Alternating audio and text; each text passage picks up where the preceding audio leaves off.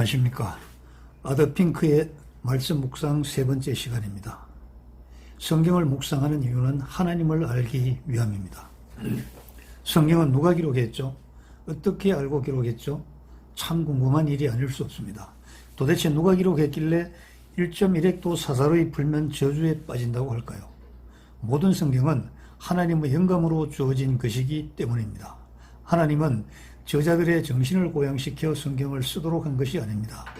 생각 자체를 지도하여 하나님의 말씀을 기록하게 한 것이죠. 다시 말해서 단순히 개념을 전달한 정도가 아니라 그들이 사용한 단어 하나하나까지 자세하게 지시한 것입니다. 그러므로 성경은 전체가 초자연적이며 하나님께서 주신 계시입니다. 성경 두 구절을 비교해 보겠습니다. 디모데후서 3장 16절입니다. 모든 성경은 하나님의 감동으로 된 것으로 교훈과 책망과 바르게 함과 의로 교육하기에 유익하니, 이것은 개역 개정판입니다. 또 하나는 모든 성경은 하나님의 영감으로 주신 것으로 교리와 책망과 바로잡음과 의로 교육하기에 유익하니, 킹 제임스 흠정역입니다. 여기에서 비교해 보면은 반드시 교훈이 아니고 교리가 되어야 됩니다. 여러 성경에서 교훈으로 기록을 했기 때문에 우리가 정확하게 이해하는 데 좀 제한이 되고 있습니다. 이것은 안타깝게도 이단들이 가장 애용하는 성구가 되어버렸습니다. 정통교단의 목사들은 삶에 지친 영혼을 위로하느라 잠시 소홀히 한 사이에 이단들이 파고들어와 회심의 일격으로 바로 이 구절을 들고 나온 것입니다. 성경은 하나님의 감동으로 된 것으로 교훈과 책망과 바르게 함과 의로 교육하기에 유익하니, 결국은 자기들 얘기가 맞다는 얘기죠. 여러분, 축자 영감설 아시죠? 성경의 언어와 문체와 표현 등은 용어 하나하나까지 영감되었다는 이론입니다. 많은 사람들이 이를 부정하고 싶어 합니다. 지능이 뛰어난 사람들이 기록한 공상이나 상상물이라는 것이죠. 사람의 이성으로 이해할 수 있는 것만 인정하자는 것입니다. 모두가 하나님의 진리를 공격하는 사탄의 계략을 수용한 사람들입니다. 성경은 곳곳에, 모든 곳에 하나님의 형상이 새겨져 있습니다. 성경은 너무도 거룩하고 신성스럽고 놀라운 기록이죠. 결코 인간이 지은 책이 아닙니다.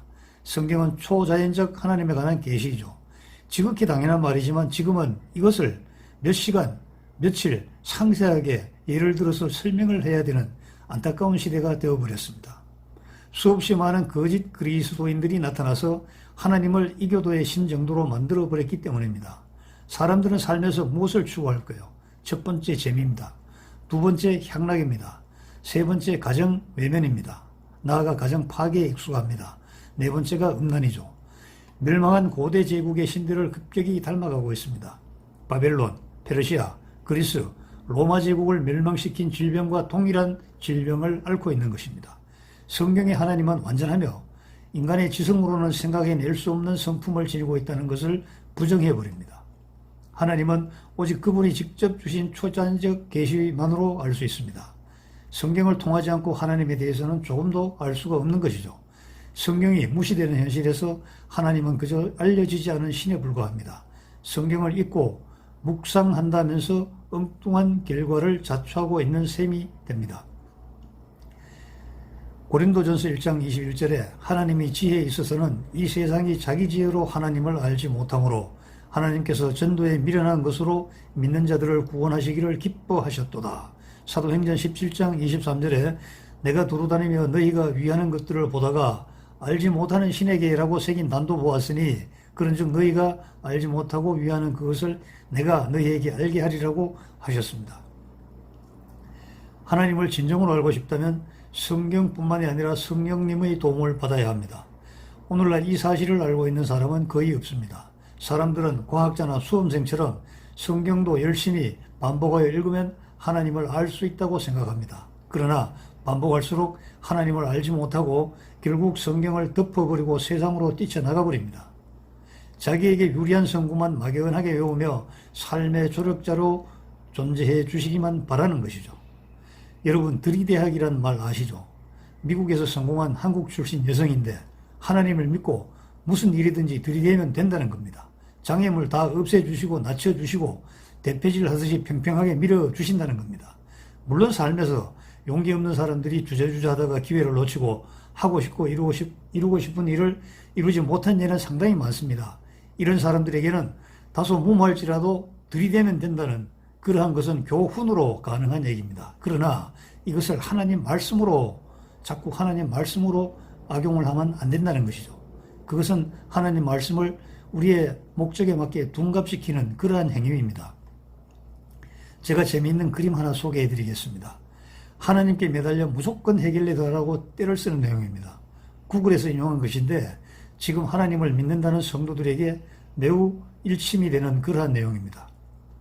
하나님을 단순한 머리로 아는 것은 영적인 지식이 아닙니다. 하나님은 초자연적인 분이시기 때문에 인간의 자연적인 본성으로는 알 수 없으며 반드시 하나님께서 우리 마음에 깨달음을 주셔야만 알 수가 있습니다. 고린도후서 4장 6절에 어두운 데서 빛이 비추리라 하시던 그 하나님께서 예수 그리스도 얼굴에 있는 하나님의 영광을 아는 빛을 우리 마음에 비춰 주셨느리라 고 하셨습니다. 이런 경험을 한 사람이 주님의 빛 안에서 우리가 빛을 본다는 시편 36편 9절 생명의 샘이 주께 있으므로 우리가 주의 빛 안에서 빛을 보리라 하는 것을 이해할 수 있을 것입니다. 하나님은 오직 초자연적인 이해력을 통해서만 알 수 있는데 너희가 거듭나지 않으면 하나님 나라를 볼 수 없다는 요한복음 3장 3절의 말씀이 이를 확실하게 증거하고 있습니다. 하나님을 영적으로 알고 싶다면 거듭나야 합니다. 우리는 느낄 수 있는 자연의 법칙을 초월하는 것을 인식할 능력이 없습니다. 초자연적인 존재인 하나님을 알기 위해서 먼저 영원한 생명을 받아야 합니다. 우리는 새로운 영적 피조물이 되어 영적인 이해력이 주어져야만 하나님을 영적으로 알 수 있게 됩니다. 지금 기독교인들은 대체적으로 초자연적인 하나님에 대해서 잘 모릅니다. 그저 옛 아담에 머물러 있을 뿐입니다. 시체로 가득한 무덤의 겉을 아름다운 꽃으로 꾸며놓은 것과 다름이 없죠. 겉으로 드러난 형식만 중시합니다. 예배 형식만 강조하면서 매번 같은 말만 되풀이합니다. 심지어 건전한 신조를 지닌 사람들조차 죽은 정통에 불과한 경우가 너무 많았는데 사실 그리 놀라운 일도 아닙니다. 그리스도께서 이 땅에 계셨을 당시에도 그랬으니까 말입니다. 그 당시 유대인들은 우상 숭배를 완전히 배격하면서 예루살렘에 신전을 세우고 율법을 자세히 강의하며 여호와를 열심히 섬겼습니다. 겉으로 보면 완전 무결한 그러한 믿음입니다. 하지만 그리스도께서는 아주 매우 심하게 꾸짖었습니다. 요한복음 7장 28절에 예수께서 성전에서 가르치시며 외쳐 이르시되 너희가 나를 알고 내가 어디서 온 것도 알거니와 내가 스스로 온 것이 아니라 나를 보내신 이는 참되시니 너희는 그를 알지 못하나. 29절에 나는 아노니 이는 내가 그에게서 났고 그가 나를 보내셨음이라 하시니 라고 되어 있습니다. 그런데도 유대인 제사장들이 물었죠. 너희 아버지가 어디 있느냐고. 예수님께서 대답하시기를 너희는 나를 모르며 내 아버지도 모르느니 만일 너희가 나를 알았다면 나의 아버지도 알았으리라고 말씀하셨습니다. 성경을 소유하고 열심히 탐독하였으며 하나님의 말씀으로 공경했던 자들에게 일갈하셨습니다. 그들은 이론적으로는 하나님을 아는 채 했지만 영적으로는 전혀 알지 못했기 때문입니다. 지금 우리 기독교에서 유대인과 같은 일이 일어납니다. 거룩하신 삼위일체 하나님을 믿는다고 하면서 영적으로 하나님을 알지 못합니다. 이렇게 단정하는 이유는 무엇일까요? 열매를 보면 알 수 있기 때문입니다. 열매를 보면 뿌리가 잘못되었다는 것을 알 수가 있습니다. 신앙의 열매는 믿음의 결과이며 믿음은 올바른 지식, 즉 하나님을 제대로 아는 것에서 비롯됩니다. 고린도서 5장 17절에 그런즉 누구든지 그리스도 안에 있으면 새로운 피조물이라 이전 것은 지나갔으니 보라 새 것이 되었도다 라고 하였습니다. 따라서 그리스도 안에서 새로운 피조물이 된 성도들의 삶과 경험은 초자연적인 것입니다. 그 다음 하나님을 향한 태도를 보면 알 수 있습니다. 하나님의 생명을 지니고 있으며 하나님의 성품에 참여한 자가 되면 필연적으로 하나님을 사랑하게 되며 하나님의 것을 사랑하며 하나님께서 사랑하시는 것을 사랑하며 반대로 하나님께서 미워하시는 것을 미워하게 됩니다. 참여란 참여와 달라 기쁜 경지에 이르는 것을 말합니다. 참여라고 해석하면 안 됩니다. 초자연적인 경험은 말씀이란 수단을 통해서 하나님의 성령님에 의해 여러분 안에 일어나게 됩니다. 성령님은 결코 말씀과 동떨어져서 일하시지 않습니다. 말씀을 통해 소생시키고 말씀을 통해 죄를 깨닫게 하시며 말씀을 통해 거룩하게 하시고 말씀을 통해 자라나게 하십니다. 그러므로 말씀 묵상과 성경 공부를 통하여 얼마나 유익을 얻고 있는지는 성령님께서 우리에게 어떤 결과를 초래했는가를 보면 확실히 알게 되는 것이죠. 하나님을 알고 나면 하나님의 요구를 명확히 인식하게 됩니다. 창조주 하나님과 피조물 인간의 사이에 빚어지는 가장 큰 갈등은 무엇일까요? 첫째, 신의 문제입니다. 누가 신인가? 하나님이 신인가? 인간이 신인가? 인간의 입장에서는 인간이 신이죠. 또 누구의 지혜가 행동 원리로 작동하는가? 역시 인간의 지혜입니다. 또 누구의 의지가 더 중요한가? 역시 인간의 의지죠. 누구에게 복종해야 하는가? 신이 인간에게 복종을 해야 합니다. 루시퍼는 주인인 하나님에게 복종하는 일을 못마땅하게 여기면서 분노하였습니다. 그래서 타락하게 된 것이죠. 성경은 피조물의 뜻과 의지와 견해를 철저하게 반납할 것을 요구하고 있습니다. 자의 파쇄입니다. 이사야 14장 12절에 너 아침의 아들 김영성이여 어찌 그리 하늘에서 떨어졌으며 너 일국을 엎은 자여 어찌 그리 땅에 찍혔는고라고 사탄의 비참한 말로를 언급을 하였습니다. 죄는 하나님께서 인간을 분리시켰습니다. 세상에서 분리되어 하나님에게로 가야 하는 피조물을 거꾸로 돌려놓은 것이죠. 인간을 하나님으로부터 분리시켜 놓았기 때문입니다. 인간의 마음은 하나님을 싫어하고 인간의 의지는 하나님과 반대이며 인간의 정신은 하나님을 증오합니다. 이런 인간에게 바로 구원이 필요한 것이죠. 구원은 하나님께로 돌아가게 하는 것입니다. 구원은 하나님과 화해하는 것입니다. 그러면 우리를 지배하는 죄의 권세가 깨어지고 우리 내면의 증오가 사라지며 우리 마음이 하나님께 사로잡히게 되는 것입니다. 진정한 회심이 존재되어야 합니다. 우리의 모든 우상을 없애고 세상의 헛된 것을 단념하고 오직 하나님을 우리의 몫이며 우리의 통치자이며 우리의 전부로 삼는 것입니다. 하나님은 우리가 하나님의 의로운 통치를 받으며 주님을 하나님으로 인정하기를 바라십니다. 율법을 제정하고 우리를 규정하고 판결을 내리는 일은 하나님께 속한 것이죠. 하나님의 뜻에 따르고 통치받는 일은 우리에게 속한 것입니다. 하나님을 하나님으로 인정하는 것은 우리 마음의 보좌를 그분께 드리는 것입니다. 우리는 오직 말씀을 통해서만 하나님께서 우리에게 무엇을 요구하시는지 알 수가 있으며 우리가 주님께서 마땅히 받으셔야 할 것을 더욱 확실히 알고 그것에 헌신할수록 우리는 더욱 축복된 삶을 누리게 될 것입니다. 하나님의 위엄을 더욱 두려워하게 됩니다. 온 땅은 주님을 두려워하며 세상의 모든 거만은 그를 두려워할지어다 라고 시편 33편 8절에 기록되어 있습니다. 지극히 높은 위엄을 가진 분을 생각만 해도 들들들 후들후들 떨리고 겁에 질려야 합니다. 하나님은 죄를 무한히 혐오하셔서 악행을 저지르는 생각만으로도 공포에 휩싸이게 합니다. 하나님을 진정으로 알게 되면 그분을 두려워할 수밖에 없습니다. 지혜는 지식을 올바로 사용하는 방법입니다. 여호와를 두려워하는 것이 지혜의 시작이라고 잠언서 9장 10절에 기록되어 있습니다. 지식은 과거이지만 지혜는 미래입니다. 그러나 악인의 눈에는 하나님의 두려움은 보이지 않습니다. 로마서 3장 18절에 그들의 눈앞에 하나님을 두려워함이 없느니라고 기록되어 있습니다. 목회자들이 또 성도들이 세상이나 영적인 눈으로도 저런 은행을 하면 안 되는데 하는 일들이 발생하는 것은 이미 악인이 된 눈이기 때문에 하나님의 두려움을 볼 수 없기 때문입니다. 하나님의 위엄을 깨닫지 못하고 하나님의 권위에 관심이 없고 하나님의 계명을 존중하지 않으며 하나님의 심판을 두려워하지 않습니다. 그러나 하나님께서는 언약을 맺은 백성들에게 두려워하는 마음을 심어주시며 하나님을 떠나지 않게 하시며 하나님의 말씀에 떨게 하며 하나님이 미워하는 악을 사람들도 미워하게 만들어 주십니다. 잠언서 8장 13절에 여호와를 두려워하는 것은 곧 악을 미워하는 것이며 잠언서 16장 6절에 여호와를 두려워함을 통해 인간은 악에서 떠나게 되며 잠언서 15장 3절에 여호와의 눈은 모든 곳에 있어 악인과 선인을 주시한다고 기록되어 있습니다. 사람들이 보고 있을 때는 죄를 삼가고 조심하지만 혼자 있을 때는 죄를 짓기가 쉽습니다. 하나님을 두려워하지 않기 때문이죠.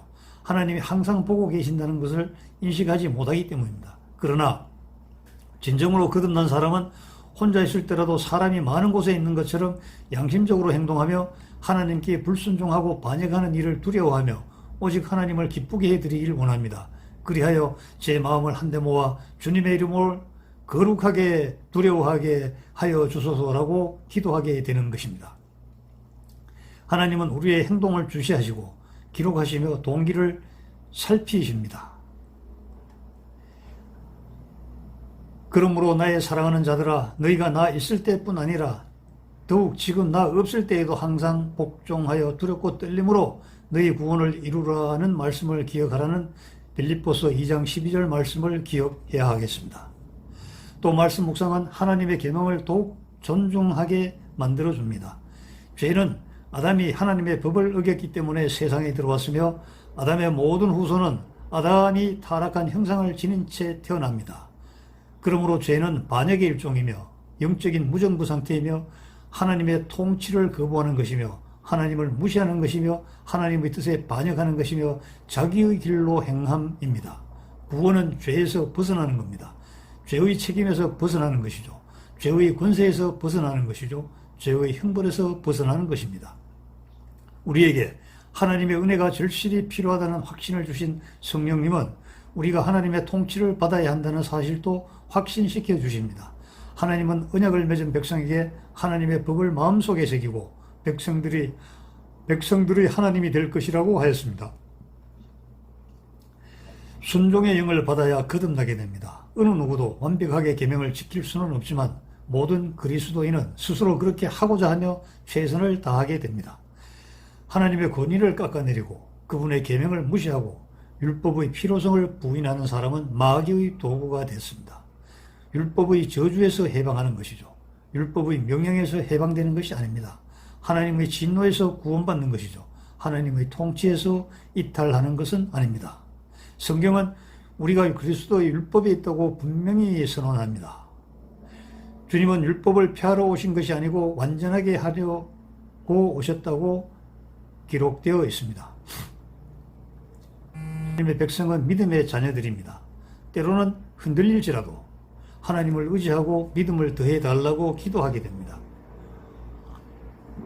시편 25편 2절에 나의 하나님이여 내가 주께 의지하여 싸우니 나를 부끄럽지 않게 하시고 나의 원수들이 나를 이겨 계가를 부르지 못하게 하소서라고 기록되어 있습니다. 그리고 누가복음 17장 5절에는 사도들이 주께 여짜오되 우리에게 믿음을 더하소서 이렇게 기록되어 있습니다. 믿음은 들음에서 나오는 것이죠. 들음이 중요한 것입니다. 보는 것은 사탄의 계략일 수가 많습니다. 에덴 동산에서 사탄은 아담에게 선악과를 보라고 하였습니다. 보니 마음이 변하죠.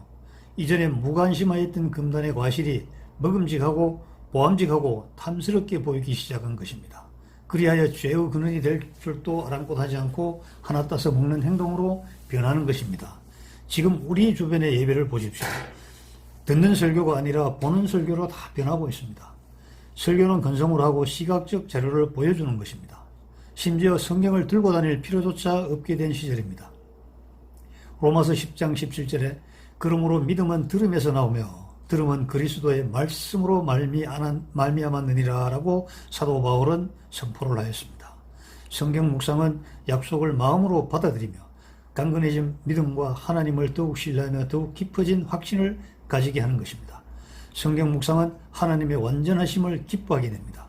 사람이 가장 기뻐하는 것은 섬기는 신이 된다고 하였죠. 가련한 세상 사람들이 만족을 찾는 대상입니다. 추구하는 것, 기뻐하는 것, 소유한 것, 본질을 무시하고 헛된 그림자만 쫓고 있는 것이죠. 그러나 그리스도인이 기뻐하는 것은 하나님의 완전하심과 하나님의 통치에 복종함과 세상보다 하나님을 더욱 사랑하고 어떤 것보다 하나님을 더욱 소중하게 여기는 것입니다.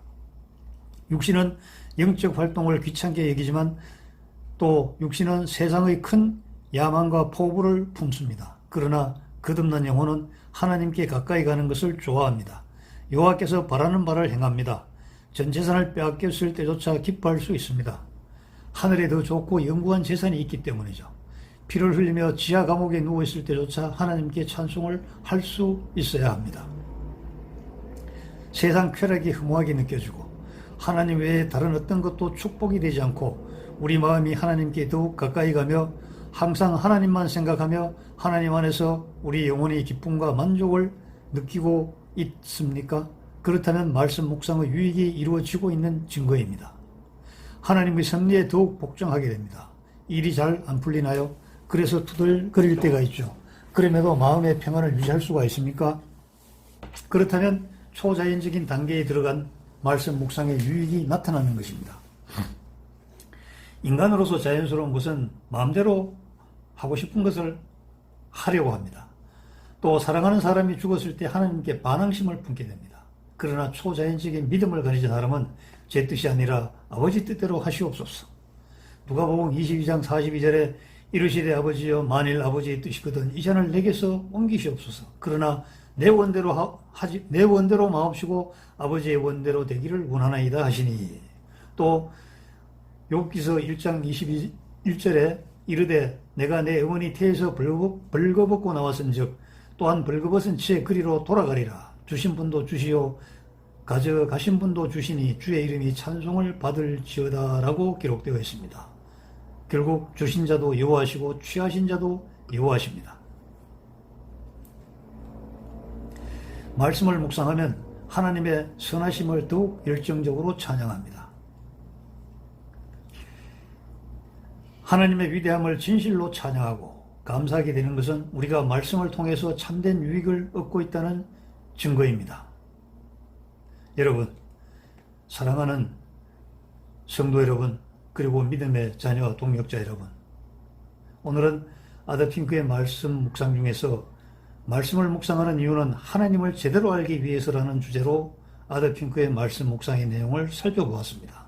다음 시간에는 네 번째인데요, 그리스도에 대해서입니다. 성경을 읽고 묵상하는 가장 중요한 이유는 그리스도를 알기 위함입니다. 그리스도는 신비이고 또 우리에게 그리스도가 필요하며 우리는 그리스도를 더욱 실제적으로 느껴야 하며 우리는 그리스도의 완전함에 더욱 몰입해야 하며 우리는 그리스도를 더욱 소중하게 느껴야 하며 그리스도를 더욱 신뢰하며 그리고 그리스도를 더욱 기쁘게 하려고 해야 합니다. 그리고 마지막으로 다시 오실 그리스도를 우리는 고대하는 것입니다. 그것을 위하여 우리는 말씀을 묵상하는 것이죠. 다음 시간에 뵙겠습니다. 감사합니다.